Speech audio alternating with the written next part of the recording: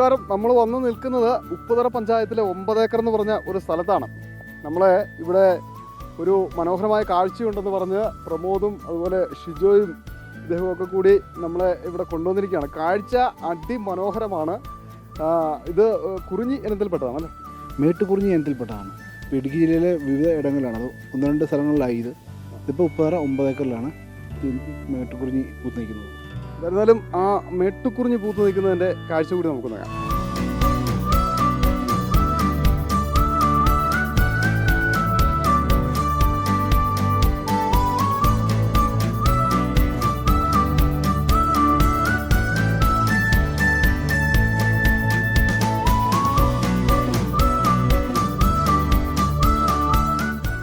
നീലക്കുറിഞ്ഞി തന്നെ അല്ലേ? വേറെ വ്യത്യാസമൊന്നും തോന്നുന്നില്ല നമുക്ക്. നീലക്കുറിഞ്ഞി പോലെ തന്നെ ഒറ്റ നോട്ടം നോക്കിക്കഴിഞ്ഞാൽ നമുക്ക് കറക്റ്റായിട്ട് നീലക്കുറിഞ്ഞാണ് തോന്നുള്ളൂ.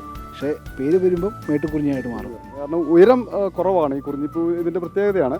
സാധാരണ ഒരു ഇത്ര ഉയരത്തിലൊക്കെയാണ് നമ്മൾ മൂന്നാറിലൊക്കെ കാണുക. പക്ഷേ ഇത് അല്പം ഉയരം കുറഞ്ഞിട്ട് പൂത്തിരിക്കുന്നതാണ്. പക്ഷേ നീലക്കുറിഞ്ഞിൽ നിന്ന് മറ്റ് വ്യത്യാസങ്ങളൊന്നും നമുക്ക് കാണാൻ സാധിക്കില്ല.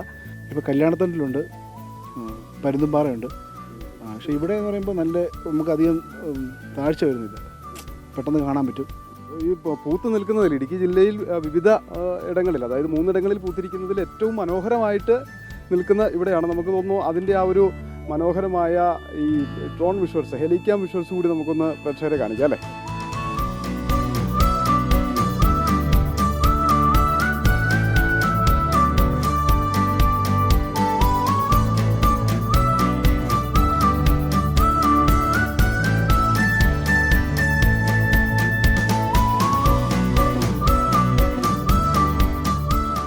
ആളുടെ വീട് ഇവിടെ അടുത്ത് തന്നെയാണ് അല്ലേ? അടുത്ത് തന്നെയാണ്. ഞാൻ ഹരിഹരപുരം ക്ഷേത്രത്തിൻ്റെ സെക്രട്ടറിയും കൂടെയാണ്. നമ്മൾ ഹരിഹരപുരം ക്ഷേത്ര പരിസരം എന്ന് പറഞ്ഞത് ഏകദേശം ഒരു 9 ഏക്കർ സ്ഥലമാണ് നിലവിലുണ്ടായിരുന്നത്.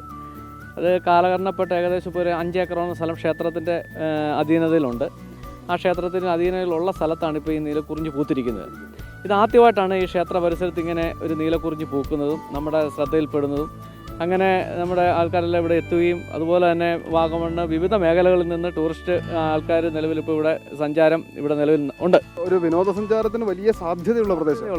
വിനോദസഞ്ചാരത്തിന് ഏറ്റവും അധികം സാധ്യതയുള്ള ഒരു മേഖലയാണ് ഉപ്പുതറ 9 ഏക്കർ. ഉപ്പുതറ ഗ്രാമപഞ്ചായത്തിൻ്റെ 6ാം വാർഡാണ് ഈ 9 ഏക്കറിൻ്റെ ഈ ക്ഷേത്ര പരിസരം എന്ന് പറയുന്നത്. അതുപോലെ തന്നെ ഉപ്പുതറയിൽ നിന്ന് കയറി വരണമെങ്കിൽ ഏകദേശം ഒരു 2.5-3 കിലോമീറ്റർ വന്നു കഴിഞ്ഞാൽ നമുക്കിവിടെ എത്താൻ സാധിക്കുന്നതാണ്.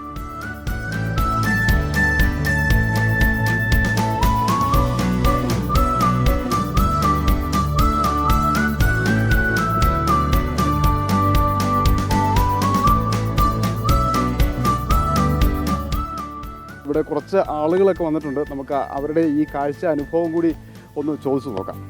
You are from Chennai. Chennai. இந்த பார்த்தது தெரியுங்க? நல்லா இருக்கு. நல்லா இருக்கா? இதுக்கு முன்னாடி இது பார்த்துருக்கீங்களா? இல்லை பார்த்ததில்ல, ஃபர்ஸ்ட் டைம் பார்க்குறேன்.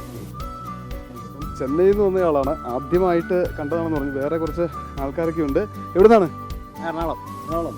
ഈ കുറിഞ്ഞി പൂത്ത് അറിഞ്ഞു വന്നാണോ? ആ, ഇവിടെയാണോ വന്നത്? വേറെ പരുന്തുംപാറയൊന്നും പോയില്ല? പരുന്തുംപാറക്ക് പോയിട്ടില്ല, പോകണം അടുത്തത്. ആലപ്പുഴ. എങ്ങനെയുണ്ട് എന്ന് കണ്ടിട്ട്? കൊള്ളാം, സൂപ്പർ. സൂപ്പറാണ്. എല്ലാവർക്കും മനോഹരമായ ഒരു കാഴ്ച ഇവിടെ ഉണ്ട്. അത് ആസ്വദിക്കാൻ വേണ്ടി അറിഞ്ഞ് കേട്ട് വരുന്നേ ഉള്ളൂ. നിരവധി ആളുകൾ എത്തിക്കൊണ്ടിരിക്കുന്നു എന്നുള്ളതാണ്.